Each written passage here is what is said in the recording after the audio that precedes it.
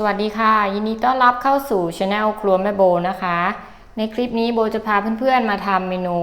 สปาเกตตี้ผัดขี้เมาทะเลค่ะเชื่อว่าเป็นเมนูที่ชื่นชอบของใครหลายๆคนนะคะแล้วก็วิธีการทำเนี่ยก็ไม่ยุ่งยากมากด้วยค่ะเดี๋ยวเรามาดูส่วนผสมกันก่อนเลยนะคะว่ามีอะไรบ้างผักเนี่ยเราก็จะใช้กระเทียมนะคะกระเทียมสับพริกแดงโขลกหยาบๆนะคะพริกแดงหั่นซอยข้าวโพดอ่อนหรือใครจะใช้ผักอย่างอื่นด้วยก็ได้นะคะเช่นแครอทกะหล่ำดอกกะหล่ำก็ได้ค่ะแล้วก็มีกระชายนะคะกระชายขูดฝอยพริกไทยอ่อนใบกะเพราหรือจะใช้เป็นใบโหระพาก็ได้ค่ะต่อมาค่ะก็จะเป็นเครื่องปรุงนะคะเครื่องปรุงก็จะมีน้ำตาลทรายขาวเกลือป่นน้ำสะอาดนะคะเอาไว้เติมเวลาผัดน้ำปลาซีอิ๊วขาวซอสหอยนางรม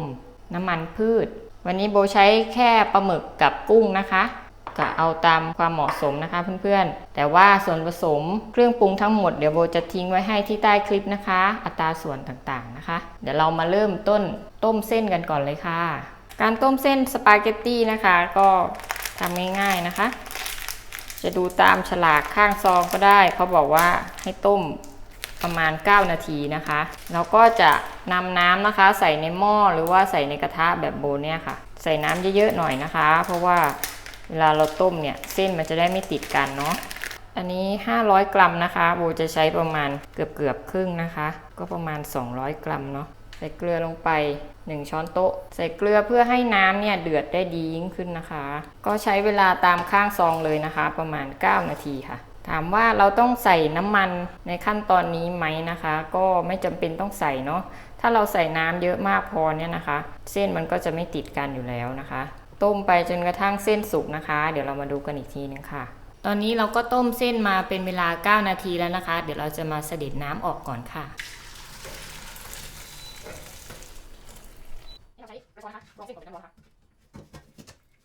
เทน้ำร้อนออกทิ้งไปนะคะแล้วก็ล้างเส้นค่ะด้วยน้ำสะอาดหรือว่าใครจะใช้เป็นน้ำเย็นผสมน้ำแข็งก็ได้นะคะให้เส้นไม่อืดนะคะถ้าเราทิ้งไว้ในน้ำร้อนนานๆเนี่ยเส้นมันจะอืดไปเรื่อยๆนะคะ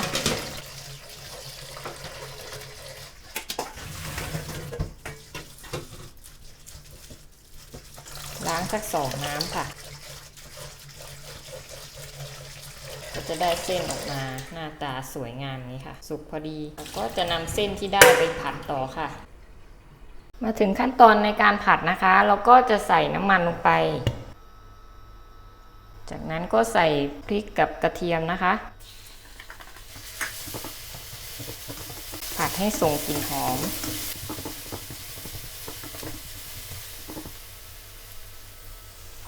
ใส่กุ้งลงไปค่ะตามด้วยปลาหมึกนะคะ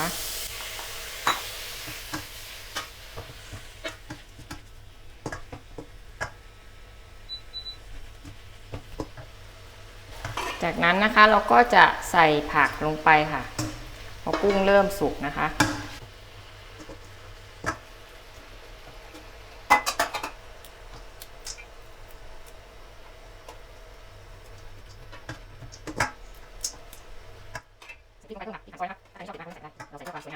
ต่อมาเราก็ปรุงรสเลยนะคะด้วยน้ำตาลทรายขาวซอสหอยนางรม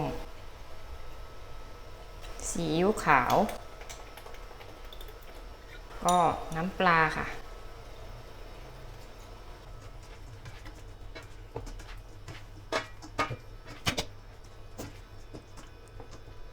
จากนั้นให้เราชิมรสดูค่ะอร่อยแล้วนะคะ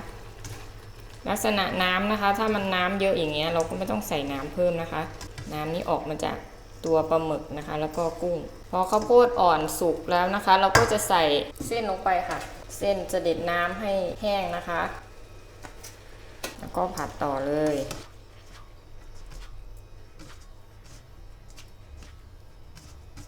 ผัดให้เส้นเข้ากันกับเครื่องนะคะก็เป็นอันเสร็จเรียบร้อยเนาะแล้วเราก็ใส่ใบกระเพราลงไปค่ะ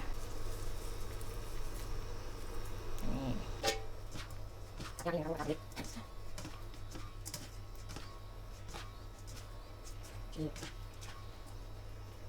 บ คลุกเคล้าให้เข้ากันก็เป็นอันเสร็จเรียบร้อยนะคะสปาเกตตี้ผัดขี้เมาทะเลค่ะ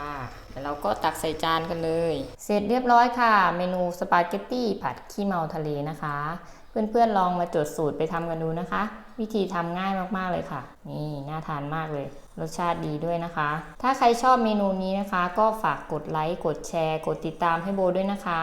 แล้วก็อย่าลืมกดกระดิ่งไว้ด้วยนะคะจะได้ไม่พลาดคลิปใหม่ๆจากครัวแม่โบค่ะสำหรับคลิปนี้ก็ขอตัวลากันไปก่อนนะคะพบกันใหม่เมนูหน้าค่ะสวัสดีค่ะ